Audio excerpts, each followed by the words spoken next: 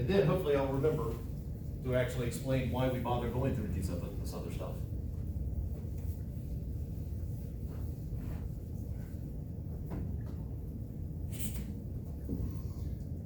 Let's say that right here I have an electric potential of 1 volt. Here I have an electric potential of 2 volts. Here we'll say 3 volts. What the heck, 4 volts. There's some combination of charges that produces this. I have a particle here. If it goes from here to here, what is the change in the electric potential? 1 volt. Yeah. So I can write that as the change in the electric potential is equal to 1 volt. If it goes from here to here, what is the change in the electric potential? Somebody just said it.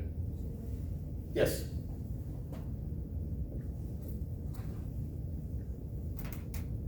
It's final minus initial. This change in electric potential, sometimes I'll call it change in electric potential.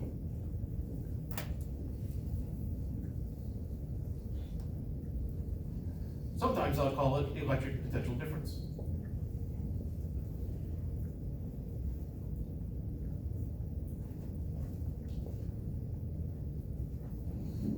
And sometimes I will call it voltage.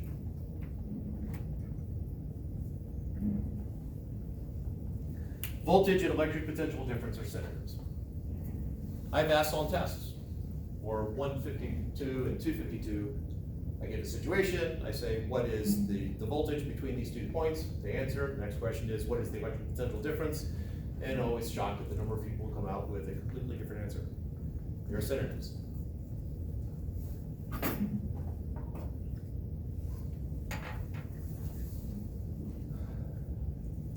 Suppose I have a particle that starts here at my 1 volt and is now going to do the following trick. Starts here, goes to there, then here, back to there, then there, then there, back, and ends up backward start. What is the voltage? Or what is the electric potential difference? I wasn't quite sure what that first. You got it? Did it start at the 1? It started at the 1. It's 0. 0. Yes. Because all I care about is what's happening at the beginning and what's happening at the end. Don't care about the middle stuff. I assume that's what you were doing.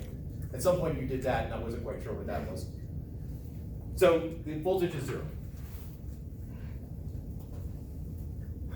When you get a battery, and I know 12 volt batteries typically don't look like this, but let's assume it's a 12 volt battery. There is a positive side and a negative side. For the ones with a nub like this is traditionally the positive side, that's the negative side. Is that 12 volts the electric potential or the voltage?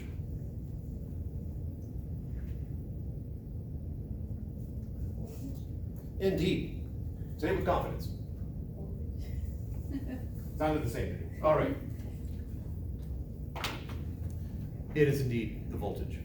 What they're claiming is that the potential difference between this spot and this spot is 12 volts. So this might be 100 volts, and that would be 112 volts. We don't know. This could be 0 volts, and that would be 12 volts, or maybe that's 0 volts, and this is negative 12 volts. All I know is that this is 12 volts more than whatever that is.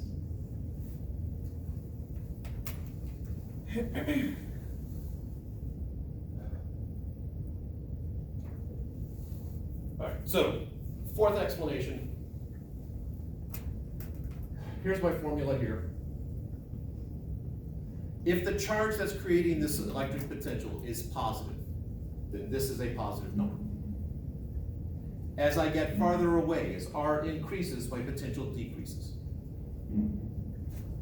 If Q is negative, so this, I have a negative charge creating it, this whole thing is negative. As R increases, the electric potential increases.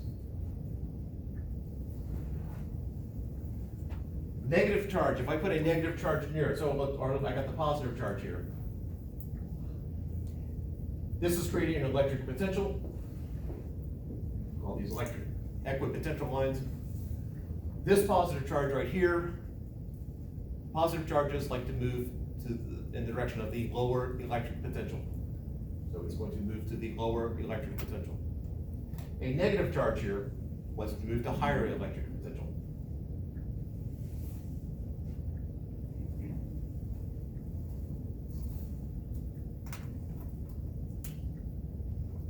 Fourth explanation.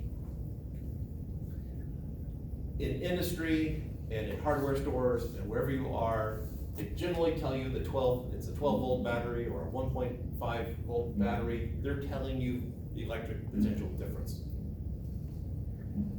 In electrical engineering and things like that, they talk in terms of the electric field. I have an electric field created here, a charge is in it, what's gonna happen? The reason for these explanations is there are many times where that's really what we care about. Now, there's part of it trying to figure out what is the electric field, but if I know the electric field, then I really don't want to have to bother with this stuff over here. It's so much simpler over here. Now, we will not get into such sophisticated problems so that that'll become clearer. Take 252 if you really want that experience after you've had Calc 2. Look forward to seeing some of you in there. Occasionally, I do see 110 students who end up in the calculus-based versions. Anyway, that's why we do it. And I'm gonna cut myself off a little bit right here because I want to hand stuff back. Any questions before I hand stuff back?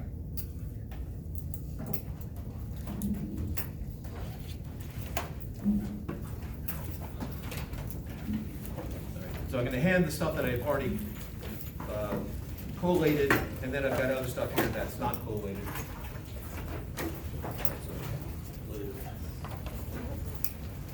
If I haven't handed anything back to you, then it could mean that you submitted everything online, or it could mean that you haven't handed anything in, or it could mean it's still sitting out there.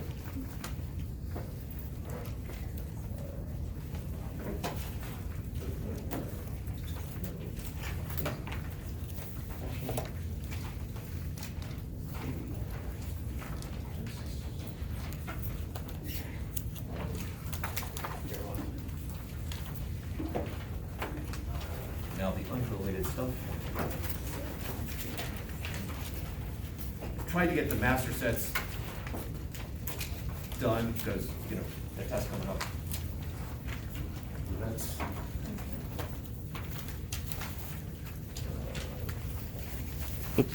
before I accidentally